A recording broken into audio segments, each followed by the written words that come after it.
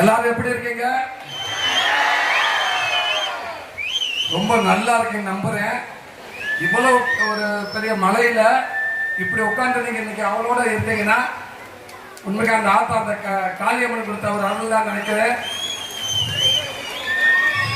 நம்ம ராஜாக்கூர் பக்கத்துல இருக்க எல்லாமே நம்ம ஊருக்கு.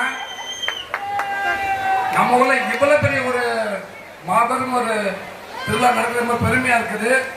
இன்னைக்கு வெளிநாட்டுல இருந்து அத்தனை பேரும் போன் பண்ணி இன்னைக்கு வீடியோ பார்த்தேன்னு சொல்றாங்க நம்ம ஊரோட திருவிழாவை. அவ்வளவு பெருமையா இருக்குது, நம்மளுக்கு அவ்வளவு சந்தோஷமா இருக்குது.